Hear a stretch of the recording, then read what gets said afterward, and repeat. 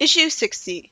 After Tails and Sonic complain about it being too hot, and Tails confuses me by saying for some reason that weather like this won't last, Sonic sees an entire mountain of a raging inferno, proving that Tails is wrong by saying that.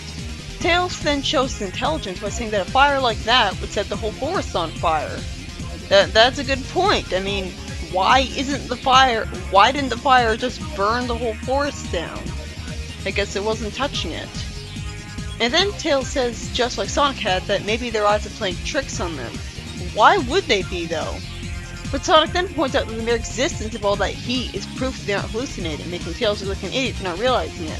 Just now, he starts being affected by convection. When he was right next to lava during a fight with Knuckles in the Sonic and Knuckles special and was fine. Sonic then lampshades Village actually being so close to that giant bonfire. He's right. They're no smarter than people who choose to live near active volcanoes.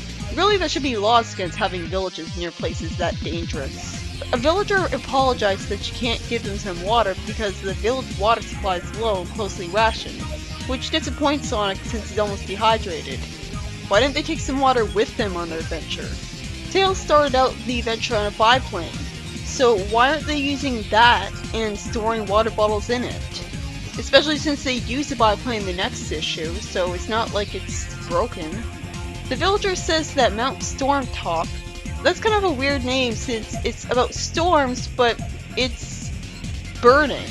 Well, I guess it wasn't always on fire, so it's probably named after it being so high that it looks like it's on the top of storm clouds. But still, that's a pretty ironic name for a burning mountain.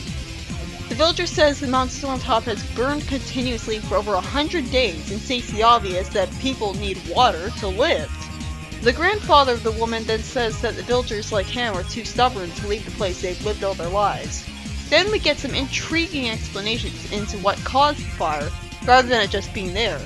It was caused by the curse of the Iron King, as the village refused to abide the tyrant's dictatorship.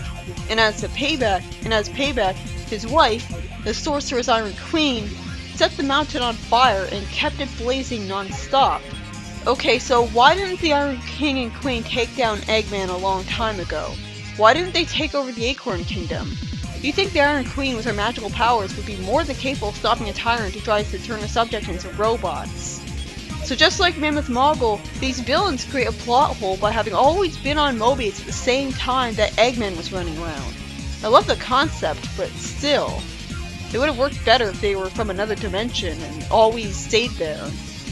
Sonic is told that the only thing that can put out the fire is the enchanted fan of Fen, but the Iron King keeps it locked away in his arsenal instead of destroying it like would be smart. The Iron Queen is able to see Sonic and Tails coming through a crystal ball, acting just like Eggman's plot convenience monitors, and this time it makes more sense because she keeps this with her all the time, rather than expecting me to believe she happened to be there to see the camera footage at exactly the right time. For some reason, the Iron Queen is idealistic enough to just assume Sonic and Tails want to help her even after the Iron King tells her otherwise. And her being idealistic makes no sense considering her tragic backstory, which I already know about from later issues. The Iron Queen is a human, by the way, although they try to have you believe she's a badger. But her marriage with a bull, despite being a human, is explained later on to be a purely platonic one for political alliance purposes, so it's fine. Then Tails tells Sonic that it's not humidity they're suffering from, which would require moist air, but simply heat. And Sonic calls him out on being a nitpicker, which I like. It feels like they know that he's a genius now, even though they don't. Sonic's just taking a break while some storm clouds show up, and the two of them avoid some lightning and start running away from a brainwashed Monkey Khan. I like how Sonic immediately noticed that his eyes were looking weird and he must have been brainwashed, rather than just assuming he went back to being evil for no reason. The Iron Queen then comes in, saying that Monkey Khan's rage and fury, those words mean the same thing, is what makes him so easily manipulated by her magic, as well as undefeatable. This shows consistency with how Ixis was able to more easily control King Acorn when he got angry, so it's consistent rules for magic. Fortunately, Tails gets a moment in the sun, being useful by knocking away the witch's staff, which brings Khan back to normal. And the Iron Queen somehow doesn't notice Tails and thinks only Sonic is responsible, as she leaves with Sonic calling her Toots. What came out of the staff were rings, which were used to amplify her staff's power. Even Khan is reluctant to take on the Iron Queen despite normally liking the challenge, and since she effortlessly brainwashed him, this makes sense. What also makes sense is how she was able to brainwash Khan, but not Sonic and Tails. Khan is a cyborg, and they're not. This is explained more in depth later in the comic, and good thing too, because that fills up a major plot hole right here. For some reason though, Khan decides to tag along to the Iron Fortress anyways, despite saying he's cautious about it, even though there's no reason she couldn't have a spare staff to brainwash him again. The three of them walk into the castle, with some of them worrying if it's a trap because they're allowed to enter so easily, and Sonic oddly dismissing the idea like an idiot.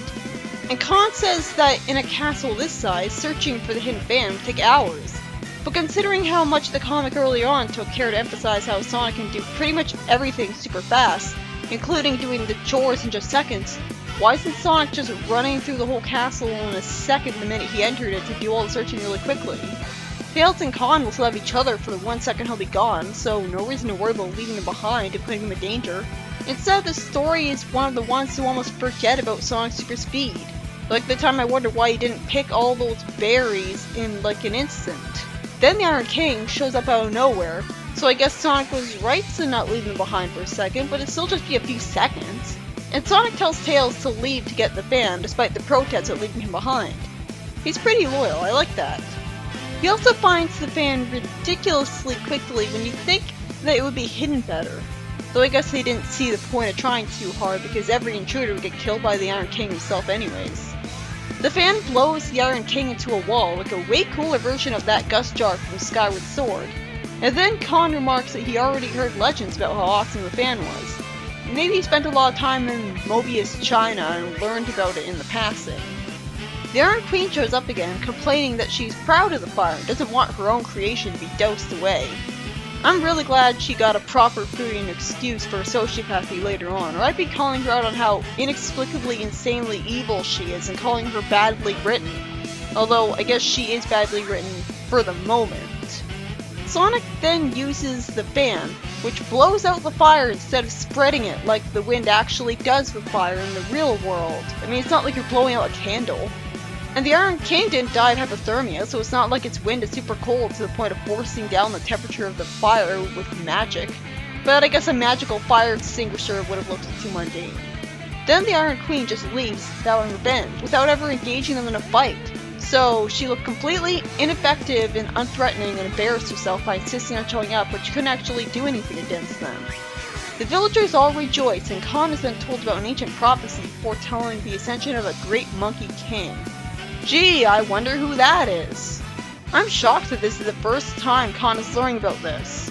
You mean to tell me he learned about the legends of the fan being awesome before people mentioning the legend involving himself just by looking at him? And it ends with Sonic actually lampshading the fact that even though he did all the work, it was Khan who got his own prophecy. The backup story, which I had to go on my way to find, has the king coming to have a talk with Sally. He says, "Ever since I ordered the dismantling of the Robians, you've been questioning my judgment. Gee, I wonder why." Him saying that at first made me worried that he had changed his mind and was going to dismantle them, because he's talking as if she has no reason to not trust them for that. Well, at least he does admit here in the same panel that he wasn't himself when he made that order, and has now allowed Robians their own space and not whole. Wait, the Robian colony was built off screen? That was underwhelming. Why haven't we seen that? He says that he actually understands Sally's attitude more than she'd think, and leads her into a place that she's never been in the castle before, despite living there all her life, without using keys to unlock the door to it first. So I have to wonder why she didn't discover the secret passageway sooner. The king says it's time for her commemoration, and explains to her about the source of all, which we already know about. The process usually begins with the 10th commemoration. This completely contradicts every generation, as I'm pretty sure 10 commemorations don't happen every generation. I mean, it's a commemoration. It sounds pretty important. So that was confusing. What's also confusing is Sally saying, "I wasn't able to. I didn't know." I really wish she had been allowed to finish those sentences. The king is letting Sally decide whether she wants to become the ruler of the realm. Really? That's nice of an absolute monarch to let his only remaining heir to do. Certainly an interesting difference from the real world. He says that the price to be paid is being joined with the source of all. How is that a price to be paid? What's the problem? He then says that Sally will be the first female acorn to undergo the rite. Really, in all those years. Well, her brother is separated from them, and this is more modern times where sexism is not really a problem like before. Sally says that she's ready, but looks sympathetic and relatable as her expression makes it obvious that she's not ready, and is in fact worried and under a lot of pressure. The king says not so fast, and that in her case they'd have to start thinking about the future and a suitable king to sit at her side. Then the king has a major dick move where he screams at Sally that Sonic is out of the question as a potential king. Not because he thinks that he's irresponsible, which he could have said, but because he's sticking to some dumb arbitrary tradition that the monarch doesn't get to choose a mate despite being a monarch. The source of all does. So the source of all is sentient and intelligent enough to be a fixer-upper of couples now, being the one that chose Sally's parents in an arranged marriage. They were engaged at 11? Granted, they were married at 18, but still! 11-year-olds with fiancés. Did this happen in the Middle Ages? Also, it says commemoration there, so it seems that when he said 10th commemoration, he meant 10th year of life. Just say year then. Do they have commemorations every year? That seems weird. When it's revealed that the source of all chose Antoine as her husband, she naturally gets furious, and I'm in full support of her as she stands up to her father for it. When it comes to official duties, I've always deferred to you. But when it involves who I'm going to marry, that decision will be my choice alone. I love that. It's such a shame that her father responds in such a heartless way, saying that he'll have no choice but to strip her of her title and duties, even though she has every right to them. And he doesn't have no choice because he's the one making the choice. Like father, like daughter. Then the king, still looking completely unsympathetic, but at least finally a believable character because he's showing a mistake and stuff, thinks to himself that he'll give Sally time to reconsider, and that if Sally decides not to go along, he'll need to know if his other option is still available, whatever that other option is when Elias isn't around, otherwise he'd just be talking to him. Seriously though, Antoine? You'd think the source of all would know better. You'd think it would have been omniscient enough as a magical source of all life to realize that Antoine belongs with Bunny and is happy with her. And yet neither it nor the king give a shit. There's a possible explanation for the king so blindly sticking to dumb, worthless traditions like this, as after suffering in his own silence for so long, he's so happy to be home that he clings to anything associated with home and with his good memories of the past, which included embracing conservative traditions. But he's clearly not thinking straight here, valuing traditions more than his own daughter. The first story, by Frank Strom, was surprisingly really good after the last issue, introducing a lot of interesting concepts that I like, including the Iron King and Queen, the magical fan of Fen, and Khan having an important status as the Monkey King. The story also aged pretty well, as the later issues in the comic explained that the Iron King actually has an actual backstory, as well as clearly defined powers that explain her not brainwashing Sonic and Tails. So there goes those plot holes. There is still the big question of why the hell someone as powerful as the Iron Queen didn't take down Eggman as a threat to her kingdom though. And why she can't just destroy the village outright, before and after the fire. I still think it's weird how the fans somehow extinguished the fire instead of spreading it. It's not a fire extinguisher. It's not creating fire extinguisher stuff everywhere. That is one magic fan. And the next story, by Ken Penders, is about the king choosing blindly to adhere to tradition over consideration for his own daughter. Which makes sense if you think about it, but it's still a major dick move on his part.